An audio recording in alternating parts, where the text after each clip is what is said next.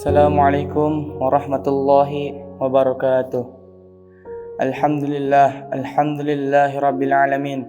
Allahumma salli ala sayyidina Muhammadin wa ala ali wa sahbihi ajmain. Amma ba'du.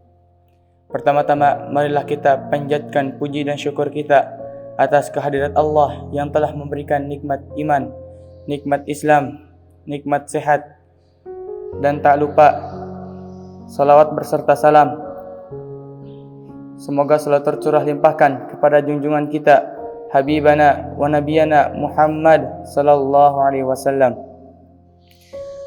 kepada para sahabatnya, para tabi'in dan tabiatnya, dan selaku kita sebagai umatnya yang insyaallah menaati ajaran beliau.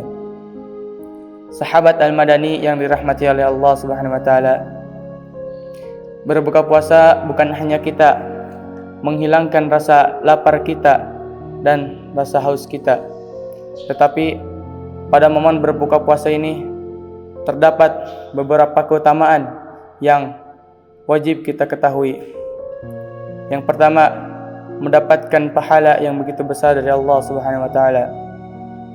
Jika niat kita betul, benar dan lurus mengikuti sunnah Rasulullah sallallahu alaihi wasallam, maka kita akan mendapatkan pahala yang begitu besar dari Allah Subhanahu wa taala. Seperti halnya sabda Nabi Muhammad sallallahu alaihi wasallam, bagi orang yang berpuasa terdapat dua kebahagiaan. Kebahagiaan ketika berbuka dan kebahagiaan ketika bertemu dengan Tuhannya. Hadis riwayat Bukhari dan Muslim. Hal ini menunjukkan bahwa pada momen berbuka puasa ini terdapat momen ataupun waktu yang begitu berkah dan dapat mendatangkan kebahagiaan bagi kita semua. Dan yang kedua, mengikuti sunnah Rasulullah sallallahu alaihi wasallam. Rasulullah sallallahu alaihi wasallam ketika berbuka, beliau begitu sangatlah sederhana. Beliau hanya makan dengan 3 butir kurma saja dan 1 gelas air putih. Jadi tidak seperti kita makan dengan gorengan, dengan es buah, dengan nasi ataupun yang lainnya.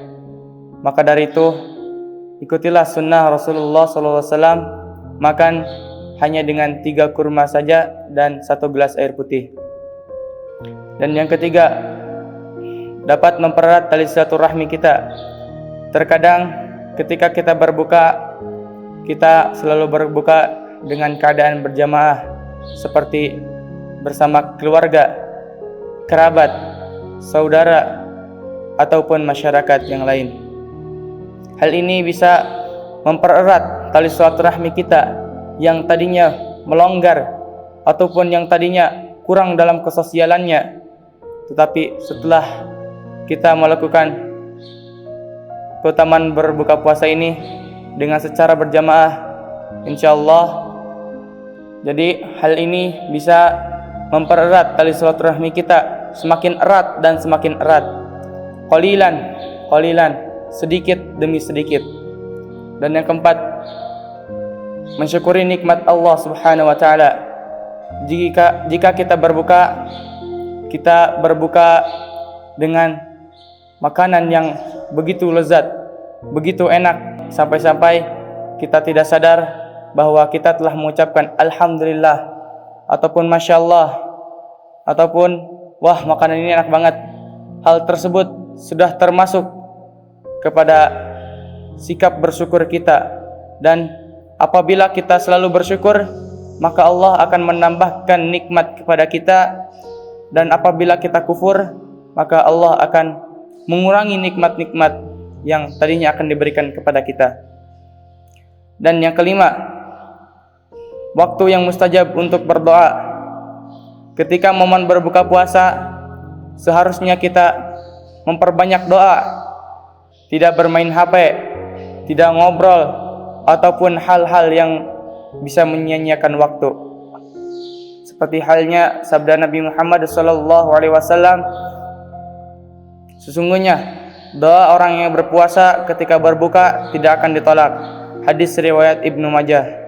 Hal ini menunjukkan bahwa Rasulullah SAW sangat menekankan kepada kita sangat menganjurkan sekali untuk berdoa pada momen berbuka puasa ini. Sahabat Al-Madani yang dirahmati oleh Allah Subhanahu wa taala, dengan demikian berbuka puasa bukan hanya kita menghilangkan rasa haus kita, menghilangkan rasa lapar kita, tetapi pada momen berbuka puasa ini terdapat beberapa keutamaan yang harus kita ketahui, dan keutamaan ini bermanfaat bagi kehidupan sosial kita dan kehidupan spiritual kita. Mungkin cukup sekian. Unzur maqala wala tanzur maqala. Lihatlah apa yang disampaikan dan jangan lihatlah siapa yang menyampaikan. Wassalamualaikum warahmatullahi wabarakatuh. Bismillahirrahmanirrahim.